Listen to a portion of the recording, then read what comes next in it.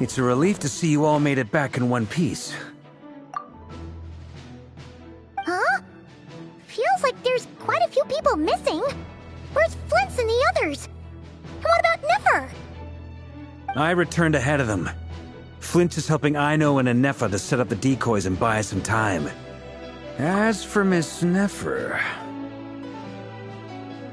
Boss is still wrapping things up on her end. She sent us back to fill you all in on the top secret intel we've been gathering. I see. Then let's get right into it.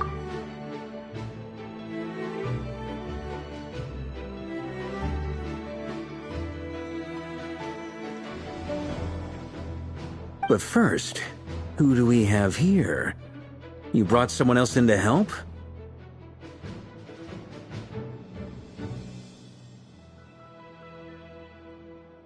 Greetings.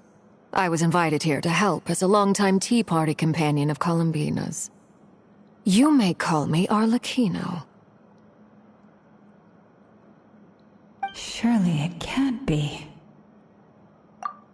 Those eyes. Oh, where have I seen them before? Wait, of course. In those memories we just saw.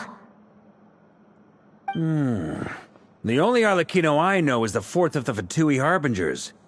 So either you share a pretty uncommon name, or you're more than just a Tea Party buddy.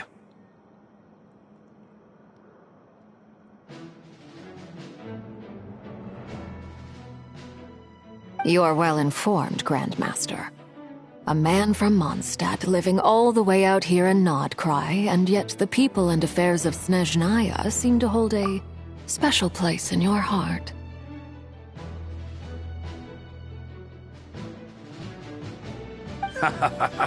Oh, the feeling's mutual.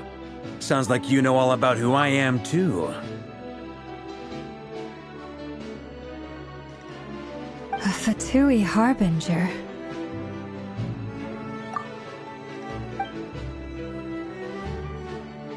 The atmosphere in here just got really tense. Guess we can't just start trusting Fatui Harbingers, even at a time like this. I must admit, though, I'm a little curious. Seeing as the Moon Goddess no longer belongs to the Fatui, what makes you so willing to put your neck on the line here? Nor does Nodcry belong to Mondstadt, Mr. Varka. Yet still, you're fighting for it all the same. Things don't always have to have a tangible payoff. Sometimes, stopping things from spiraling out of control is a higher priority than chasing the spoils of victory. Of course, I can't say there's nothing in it for me at all. But that's between Columbina and myself.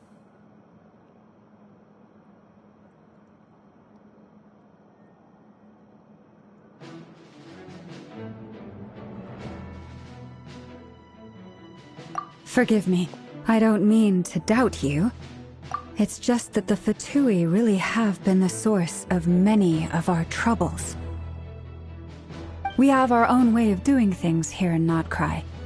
But ever since they arrived, the Fatui have treated us with nothing but hostility. I know there's been a lot of bad blood between us in the past. I've done my utmost to avoid friction whenever I could. But sometimes fundamental conflicts of interest simply can't be settled amicably. That's why I'm here solely in a personal capacity. This has nothing to do with the Fatui. As a gesture of good faith, I'll be frank. I can help Columbina track down the iridescent moon's marrow, which will help her restore more of her power. Anyway, what else is on the agenda? Let's begin. She says she'll be frank, then completely skips over the details.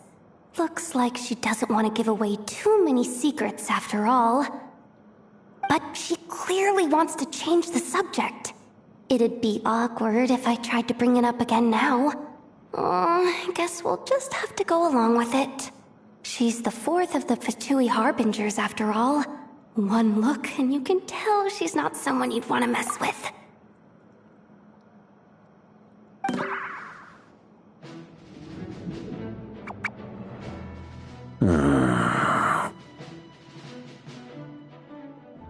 Well, since Miss Arlecchino sounds confident in her ability to handle that, we'll proceed to the next topic. Yehoda, time to share that top-secret intel. Alright, listen up everyone. First, we now know that Rerir was originally a Conrian secret agent whose primary mission was to hunt down and assassinate the so-called Dregs of the Crimson Moon. The Dregs of the Crimson Moon? In the memories, there was a lot of talk about the Crimson Moon and Eclipse, and a whole bunch of other stuff from the time of Conria.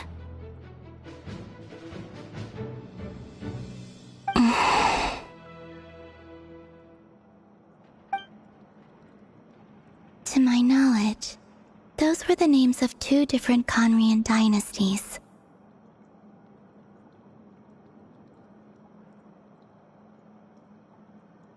Long ago, it is said that the people of Conria worshipped the Crimson Moon, drawing a mysterious power from its reflection.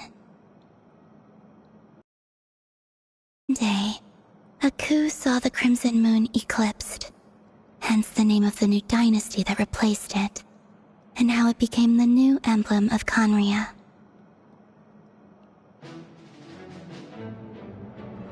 Still, long after the Crimson Moon dynasty had fallen, the last ruler of the Eclipse dynasty, the Vinster King, still coveted the secrets it left behind. So, he sent the Rehir of Solnari to secretly hunt down the Crimson Moon's few remaining followers. In those days, Rerir showed no signs of madness. In fact, he was as normal as any other person. Oh, and he had a fiancé, or at least a would-be fiancé, called Tholindis. What's the matter?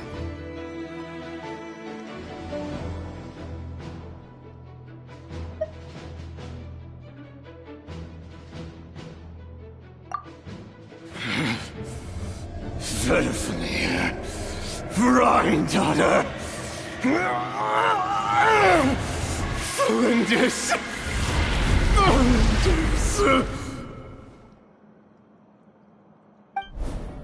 Interesting. Anything else? What about this would-be fiancé of his? Do we know anything about her? Well, she was a researcher at the Universitas Magistrorum, but it felt like she was hiding some kind of secret. Oh, and one more thing. For some reason, Rerir's fragment also contained some of Tholindis' memories, though only a very small portion. Well, no shortage of potential leads, I'll give you that. In any case, it sounds like we can conclude that while Tholindis was still around, Rerir appeared to be lucid and quite normal. The Lindis, it seems, must have been the one thing in this world that he couldn't let go of. Tell me, though, were these pure-blood Conorians we're talking about here? Why do you need to know that? Hold on. If she was a pure-blood Conorian...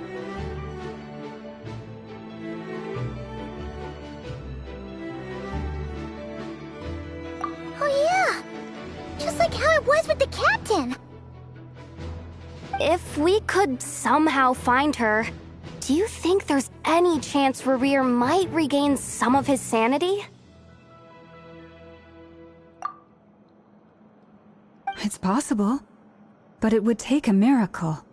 We can't pin all our hopes on that. That merchant who Nefer knows, Dori Sangama Bay. Maybe we could hire her to look into it. All right, then. Let's keep working in our separate teams. Traveler, Paimon, Kutar, and Miss Arlecchino will go look for the iridescent moon's marrow. As for the others...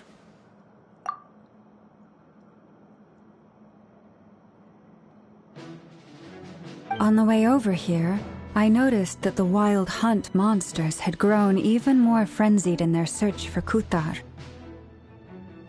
At this rate, the people living here will be in grave danger too. So I'm thinking of gathering together some of our followers to go wipe them out. I'll head back to the curatorium and meet up with the boss. Feels good knowing we've all got something to be getting on with. Given that the Wild Hunt has been a lot more active lately, the Lightkeepers have likely begun their own operations too. If that is the case, someone will need to pass the news on to Flint's. I'll hold the fort for now, then discuss our next move with Flint's, Aino, and Anefa when they get back. Alright then. Well, the clock's ticking. If that's everything, we'll be on our way. We'd better get moving too.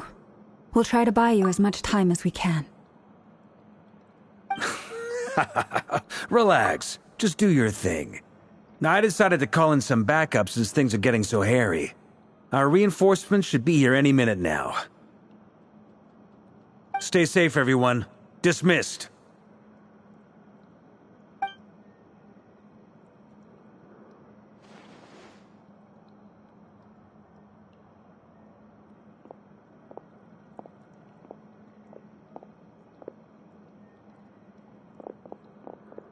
We're back.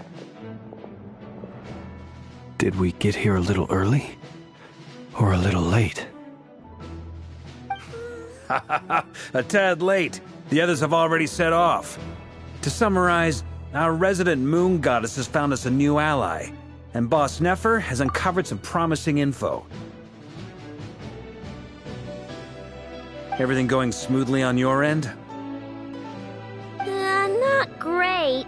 I don't know how long we can stall them for. The decoys are getting taken out way faster than we imagined.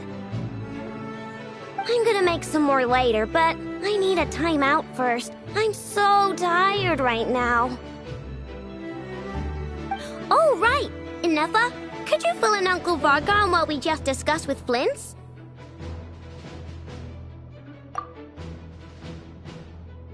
Sure. Uncle Varka, you previously told us about how when you went to investigate a source of the Wild Hunt in Amsvartnir, you discovered that it was just a diversion. But according to Flint's intel, several outbreaks of the Wild Hunt had already occurred in Nodkrai in the period leading up to that. That was before Rerir had regained his body, when he was far from regaining his full strength. In other words, in theory at least, he still lacked the means to act in two places at once. Flint's, with everything that's been happening, the Lightkeepers across Nodkrai are rallying to fight back against the Wild Hunt. They're gonna need your help. I know, I'm sure you're capable of coming up with something far more effective than decoys. But for now, you should stay here and get some rest. Inef and I will head back over to Amsfartnir to see if there's anything I missed. I told you Uncle Varka would say that, didn't I? A deal's a deal. Not a word about my snack intake for the next week. Database updated. Reliability of Aino's predictions increased. What does that mean? They were betting on how you'd respond after hearing their intel. It's the obvious choice, isn't it? That's hardly worth betting on. We already decided that Anefa should go investigate the situation over at Amsfartnir on her own. You might as well stay here and keep watch. Someone needs to hang back and oversee our strategy meetings. And besides, you still haven't fully recovered from ambushing Rerir. So I've ended up with the easiest assignment. Well, I appreciate it, everyone. See you when you get back.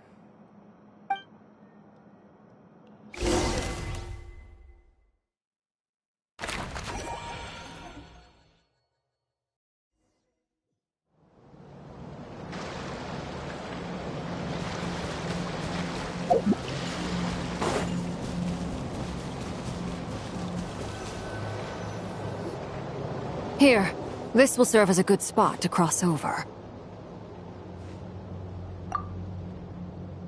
Arlecchino, hold up a second. Since you brought us all this way, would you mind telling us what you've got planned? We still haven't got the slightest idea what's going on here. And if even Columbina doesn't know where the iridescent moon's marrow is, how do you? Simple. Because I am an inheritor of the royal bloodline of the Crimson Moon, and one of the last surviving embers of the Two Worlds' flames.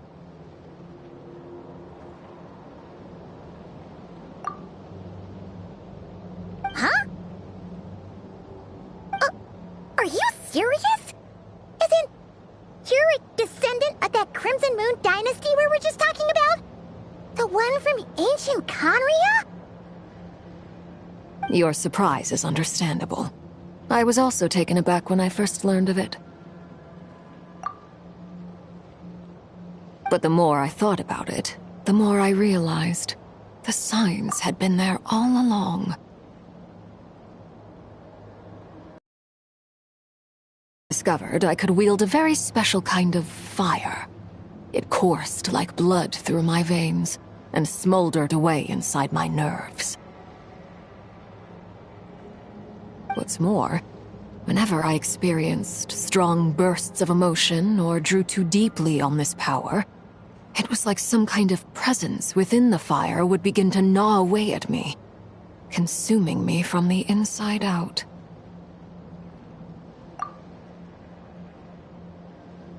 Exactly. That is why my hands are like this, too.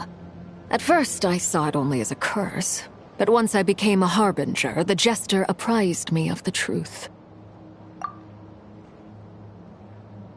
Together with my own investigations over the past few years, there are several things that I have gradually come to understand.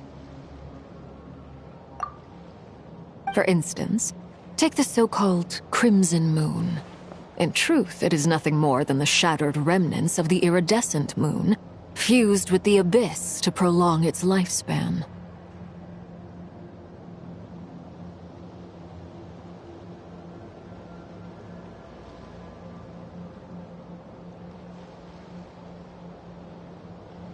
Since this blood flame was bestowed upon me by the Crimson Moon, it is a fusion of the iridescent moon's former power and the corruption of the abyss.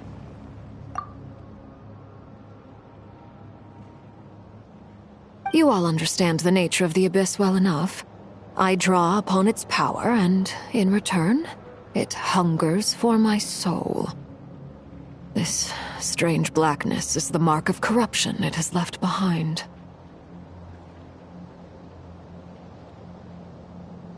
If I recall correctly, you once told me that if the corruption ever made it to your heart, you'd become a completely different person. Yes, And that's the reason I'm always careful not to push my power too far. It's essentially a never-ending tug of war. Oh, sounds intense. Anyway, the rest of my story can wait. Is there anything else about the Crimson Moon or the Iridescent Moon that you're unclear about? Paimon has a question. So, the Crimson Moon that the Karians used to worship was actually the Iridescent Moon, right? Which was one of the three Moon Sisters. Does that mean that the Karians were to the Crimson Moon as the Frost Moon Scions are to the Frost Moon? So much of that history has been lost. We have no way of knowing exactly what they were like.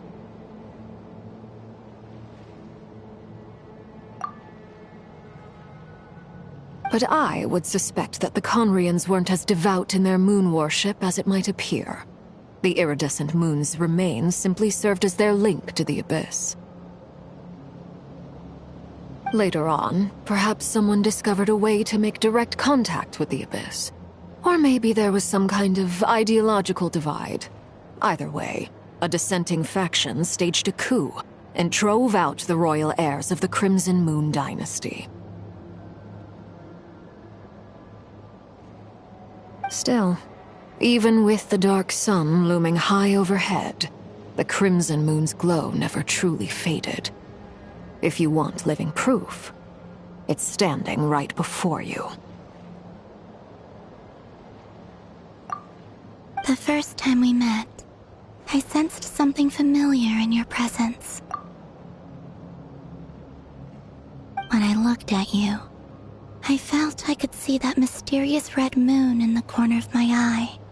In your flames, I saw its broken image, surrounded by a strange black aura. Well, I appreciate that you kept it to yourself.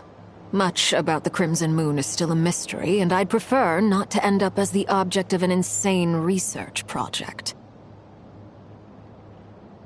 Anyway, time is against us here, so if there's any other questions, they'll have to wait.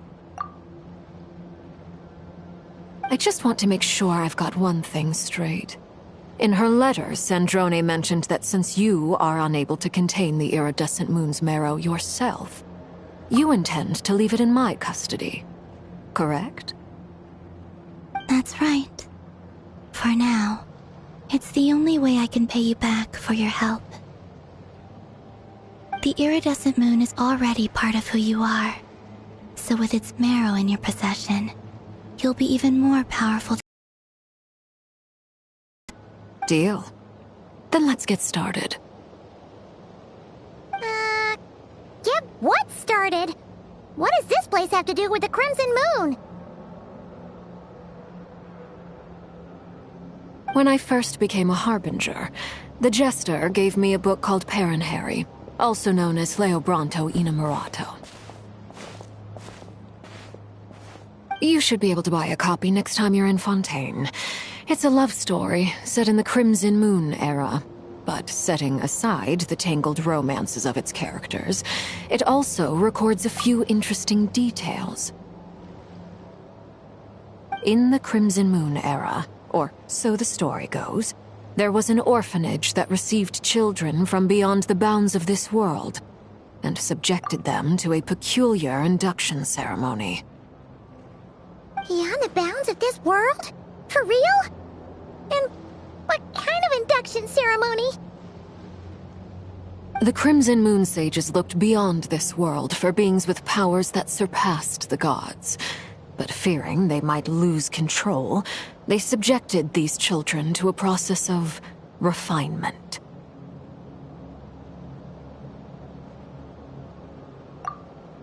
They made these children crawl up a fireplace and kept asking them, "Have you died?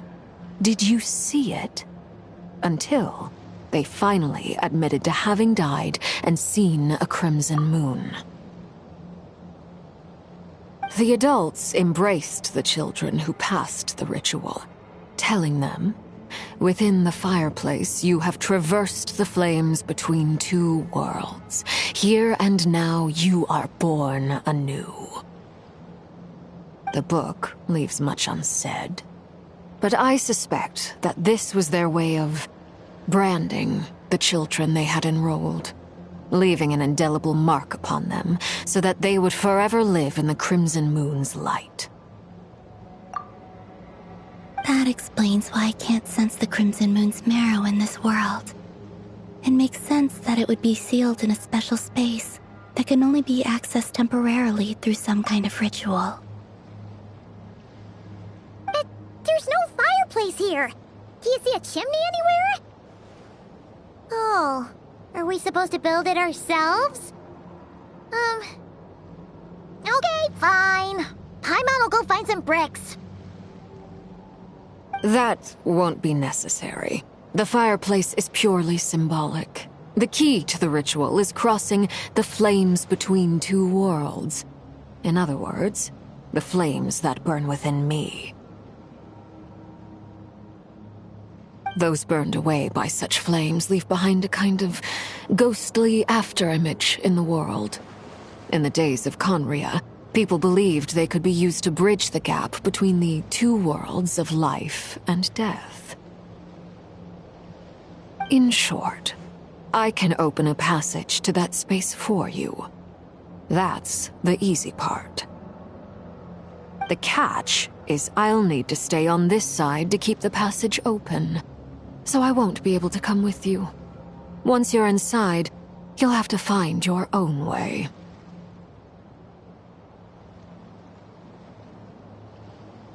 Very well.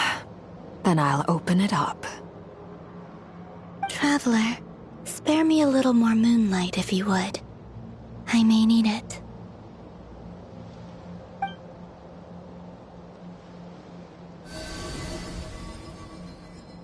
Thank you. I feel like I've recovered some of my strength now. It should be enough to move us across short distances and confront whatever dangers might await.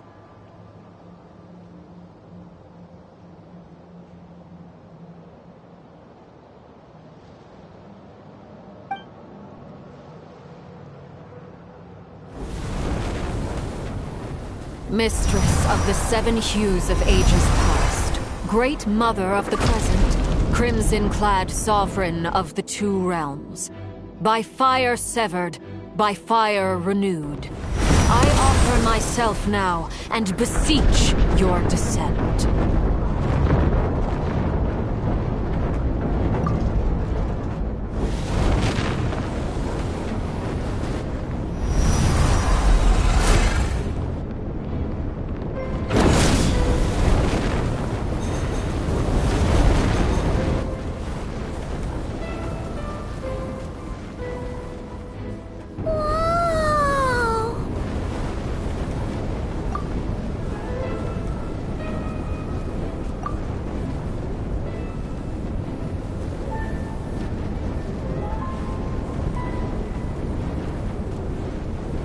One word of advice.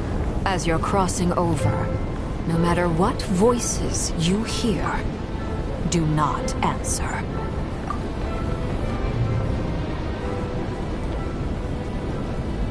Got it! I sense a sinister gloom inside, but also the familiar light of the moon. I feel that I am about to meet an old friend who has changed beyond all recognition. All right, let's go.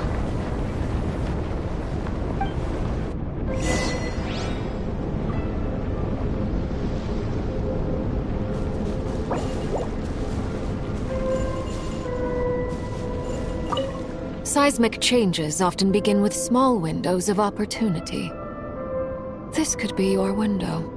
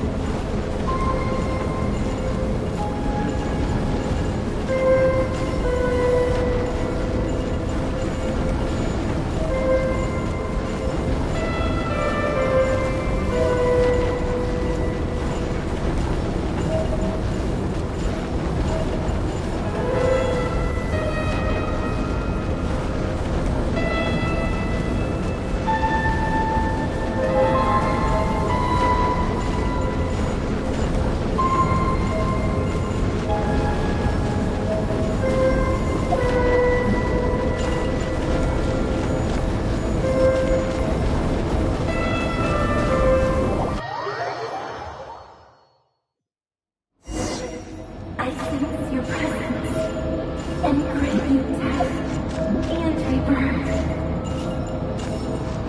Wait, why are you?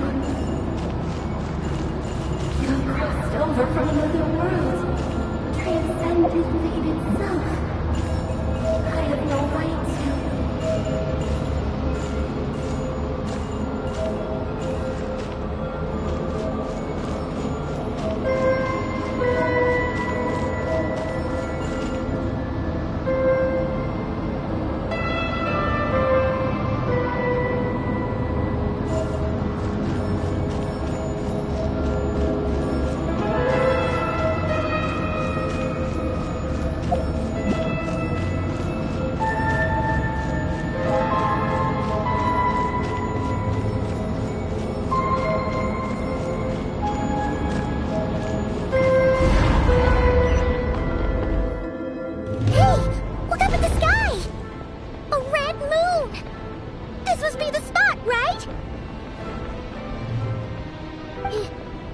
Is that the abyss? It's practically filled the entire place. What now?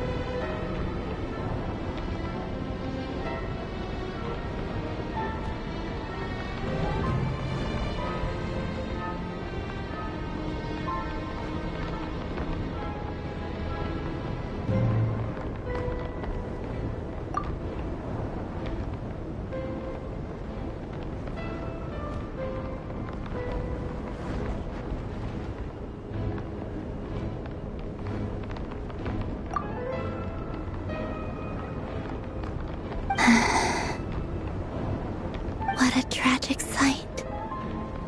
Fragments of your broken body, seized by the abyss and hung up aloft like mummified remains.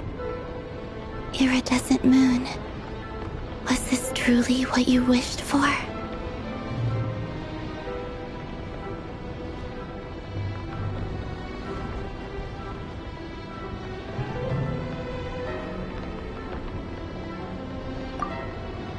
Careful! There's something spooky about this place. Feels like something is lurking in the fog. Haimon's right behind you. Whatever you do, don't run off without her.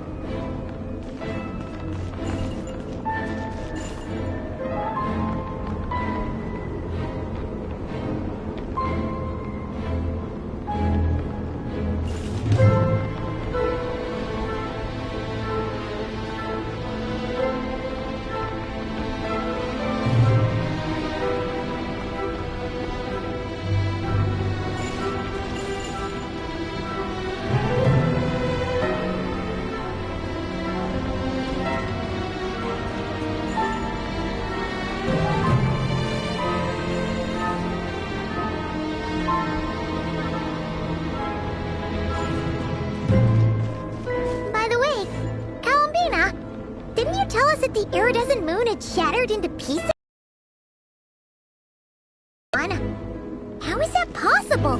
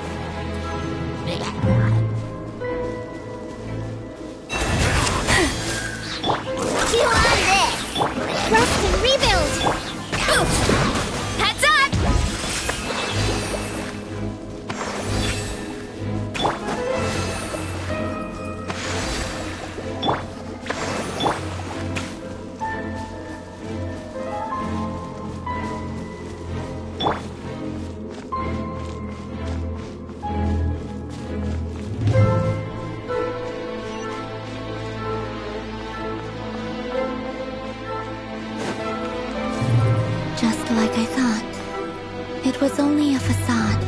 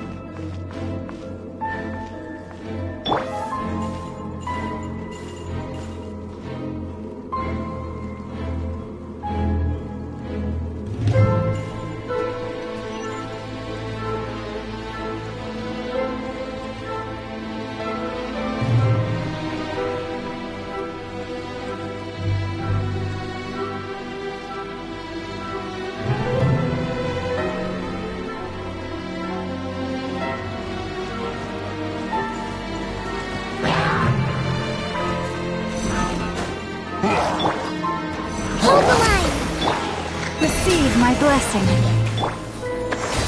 Headbutt! Heads up!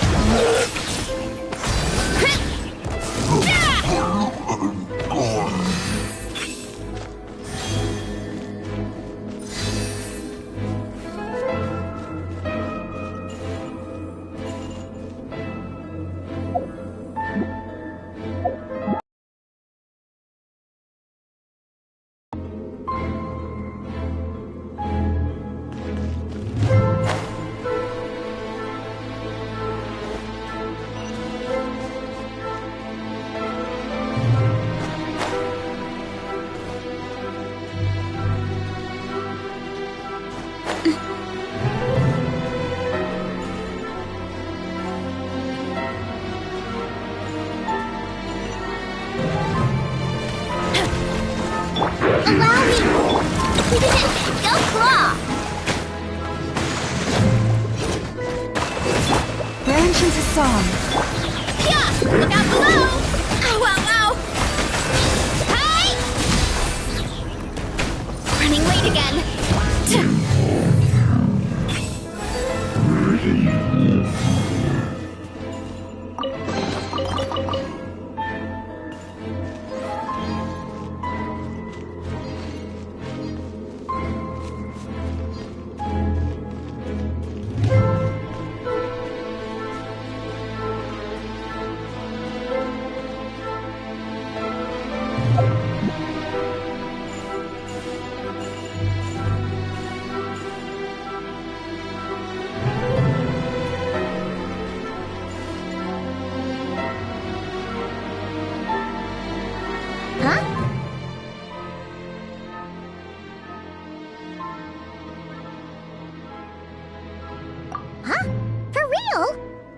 That's way too high! There's no way we'll be able to reach it!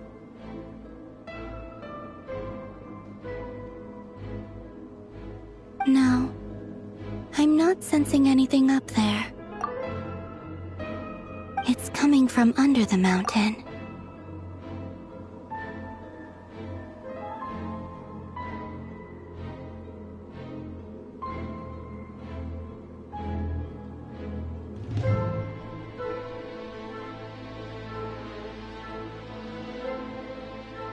Let's see... Ah!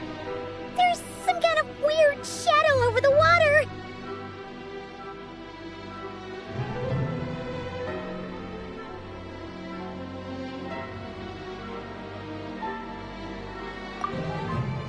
Wait, see that? Looks like a mechanism of some sort. Let's check it out!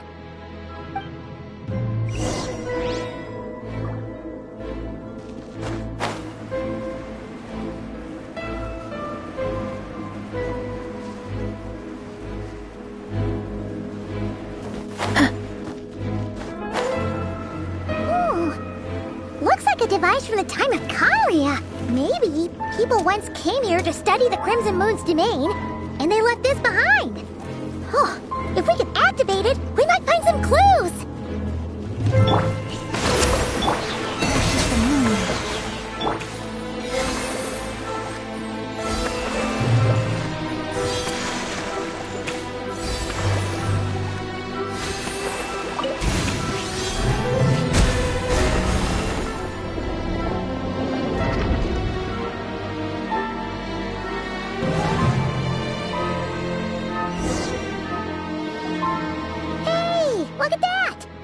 that the mechanism's running, the shadow in the water looks different. Do you think these mechanisms might be the key to unlocking the secret? Let's try to find more of them! Felindis, we'll leave the rest of the research in your hands. We'll be heading back now. I hope this isn't ruining date night.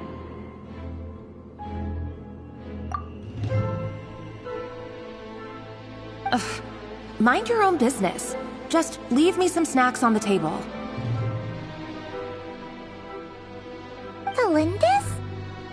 Is that Rear's girlfriend? How come we're hearing her voice here?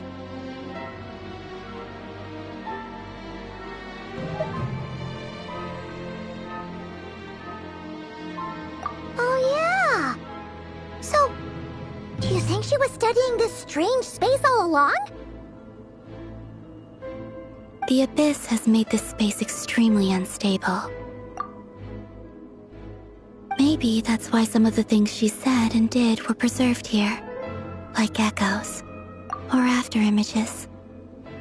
Whenever I see this view, it takes me back to a poem from my childhood. Waning moon, oh lifeless damsel, weeping on the mountain crest, mourning still in wistful tone, her fragile soul now laid to rest. For me, of all people, to be here investigating the mysteries of the Crimson Moon space, is it a coincidence or something more?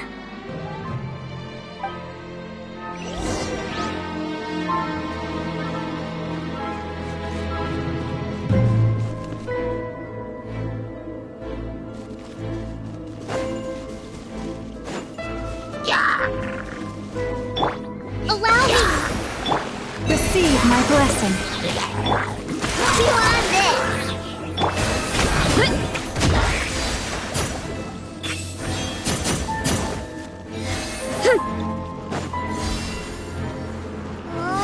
Looks like the Abyss has messed up this mechanism. We need to find a way to get it working again. Let's see if there are any other devices nearby.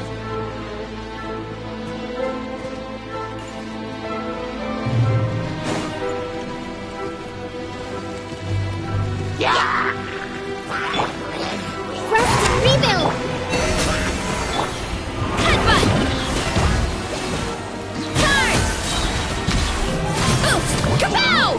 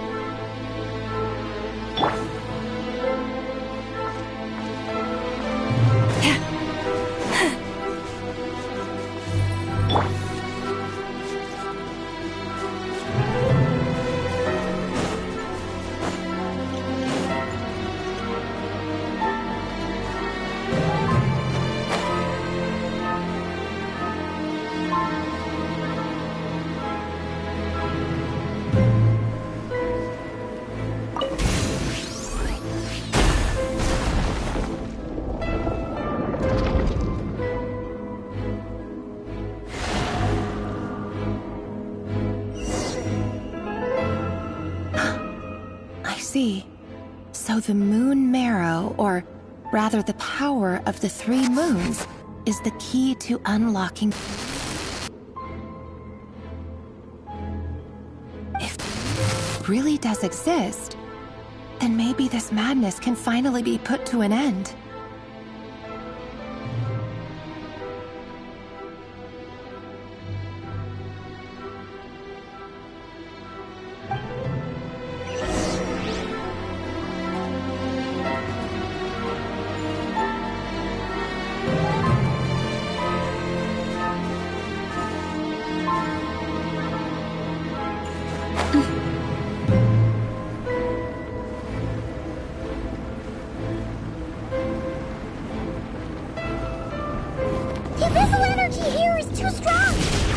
Move it! Take cover behind the rocks!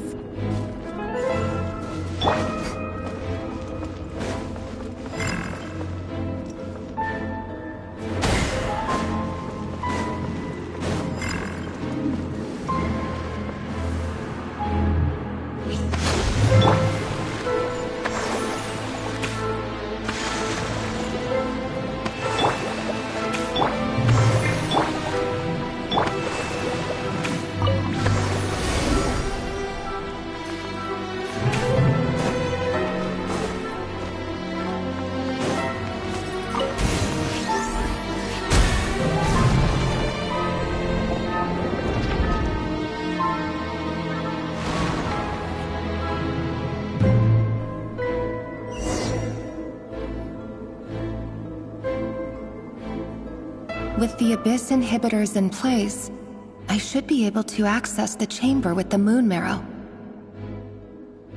Oh, Rerir, with every step you take, you're drifting further from what you truly desire.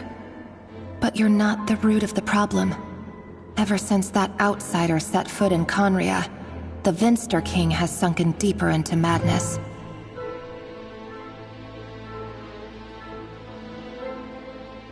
If only I could get my hands on that outsider.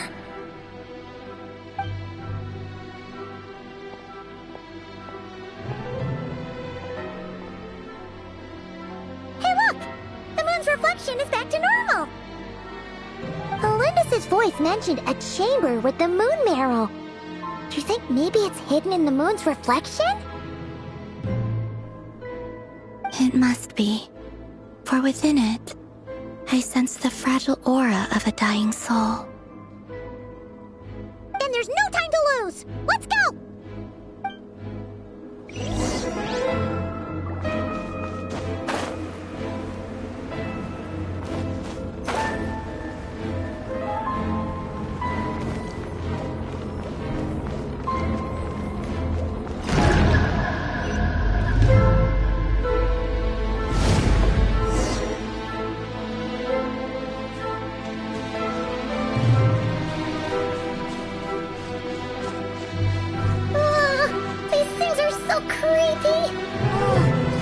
Looks like we'll have to destroy them if we want to get to the iridescent moon's marrow.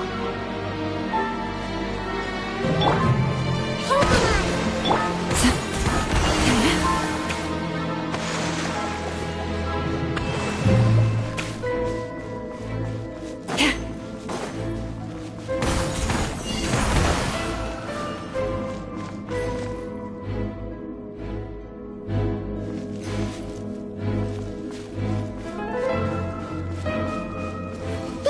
The iridescent moon's marrow! Oh, we'll need to destroy these things before we can reach it!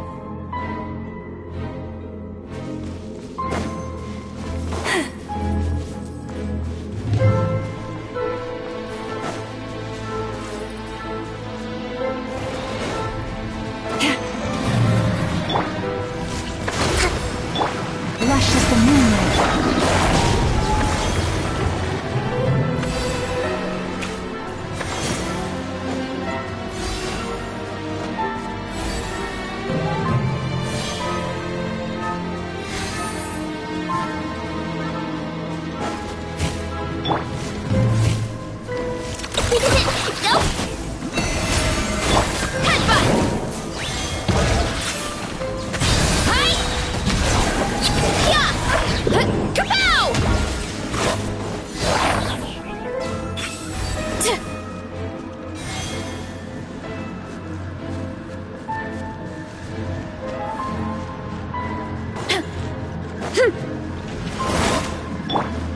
Allow me! We're so close!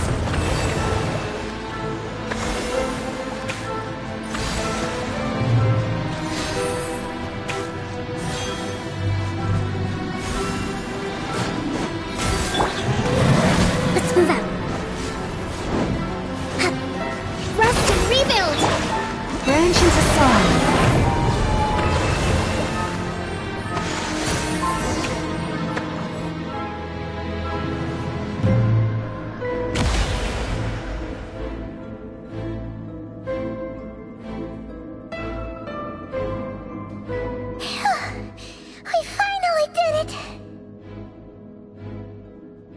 the iridescent moon's marrow, still burning away like an undying flame, yet now contaminated by the abyss. It has taken on a new form entirely. If we can purify the abyssal power within, we should be able to obtain its untainted essence.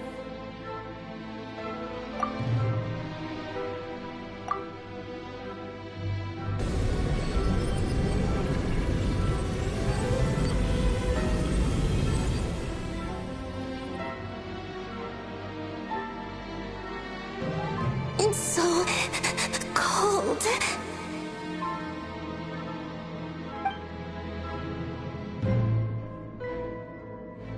Is it you?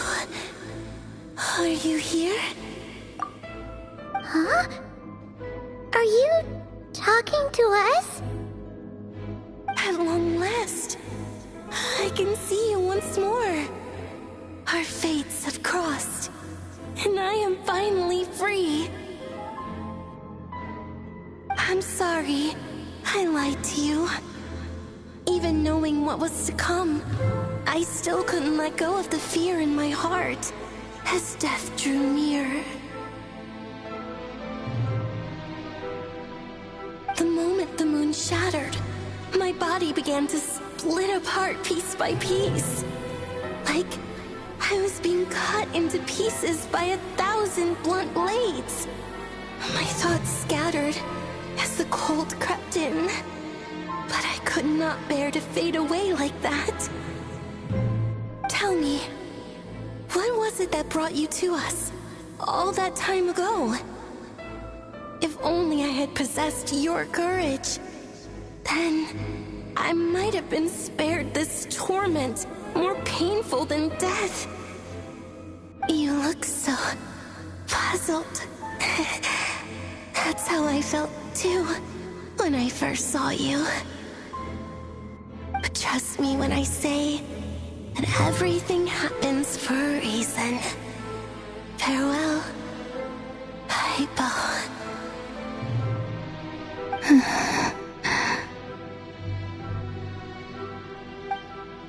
What was that all about? Was that the goddess of the iridescent moon? Oh, it sounded like she was speaking to a long-lost friend. But none of us have ever met her before, right? Perhaps. She took me for the goddess of the frost moon she once knew. For a fading soul like hers, our auras must be too similar to tell apart. But anyway, we've got the iridescent moon's marrow now. That should help you regain your strength, right? Alright, time to leave this place and meet back up with Arlecchino. Let's go!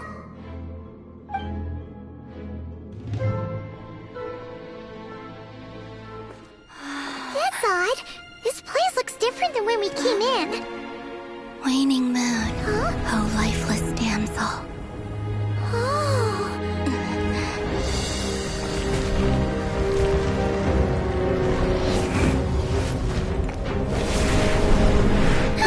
Hurry! The place is collapsing!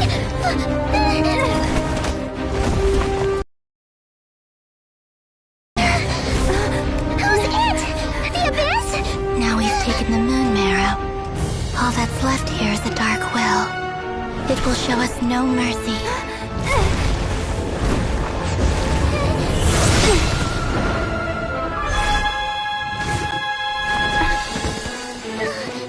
Give it back! The crimson moons! My marrow! My heart!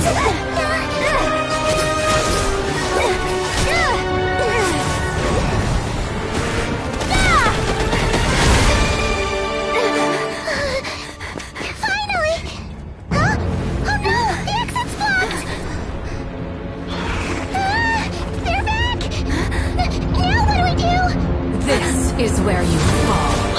Witness my rise. Hey, it's... What are you waiting for?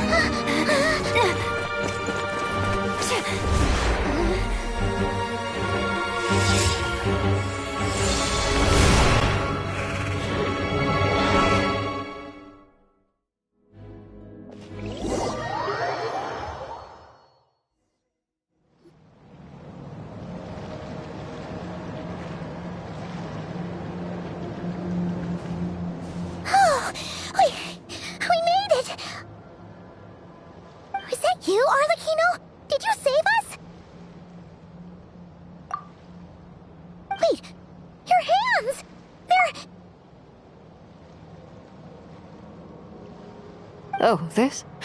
Don't worry. It's a small price to pay. The Abyss wanted to trap you inside, and I defied its will by bringing you out. No wonder it's a little angry.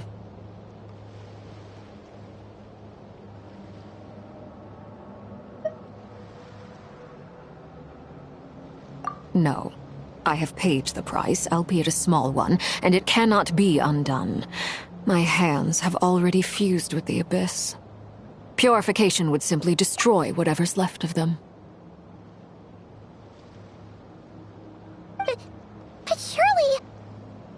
Oh, we're so sorry, Arlecchino. Paimon can't believe you'd make a sacrifice like this for us. As much as I'd like to call it a favor, the truth is I was simply holding up my end of the deal. Well, Columbina. Yes, you did your part. And as promised, I will leave the iridescent moon's marrow in your care. From this day forth, may the two worlds' flames burn ever more brightly.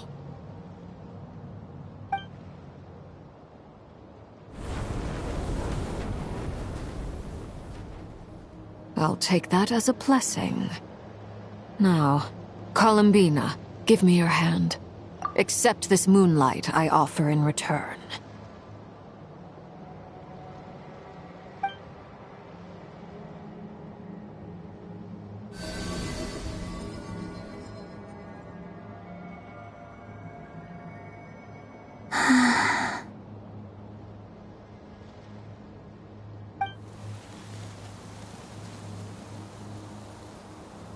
Feeling stronger? Hey,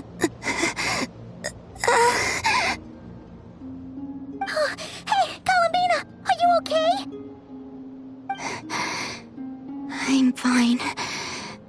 Our powers are a little at odds, that's all. By the Frost Moon's authority alone, wielding the power of the other moons was always going to be a stretch. Still, I think it's fair to say that your strength has returned, at least to the level it was at as Third Harbinger. It's still not enough. There's no way I can hope to challenge Rayrier like this. Just one more ray of moonlight, if you would.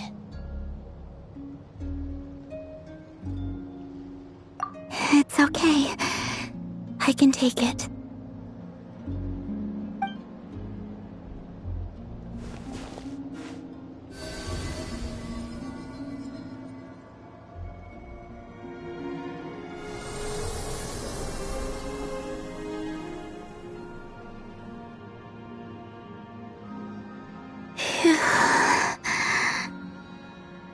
How about now? Fighting fit?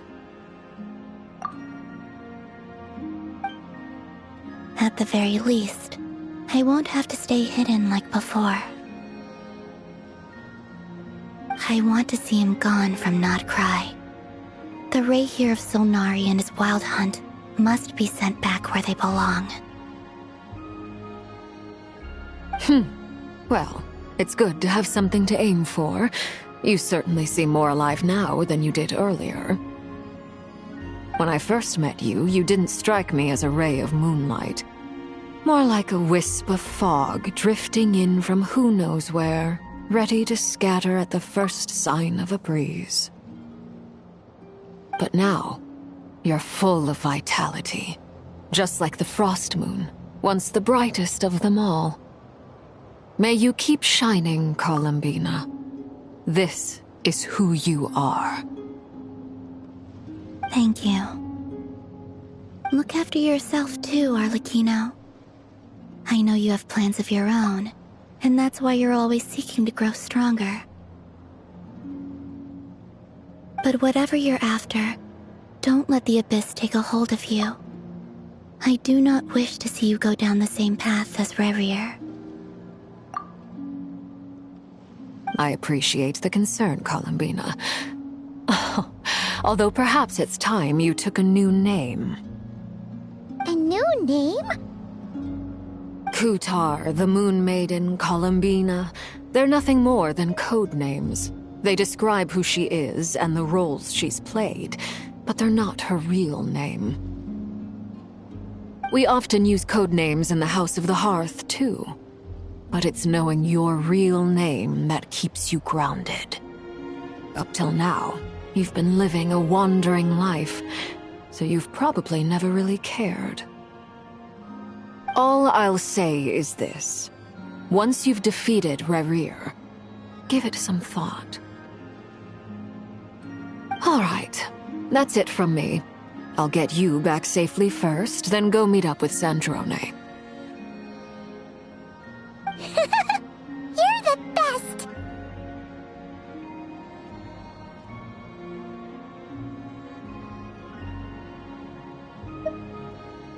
I appreciate the gesture. It speaks to your good character. Anyway, let's get going. There are more urgent things to do right now than trade compliments.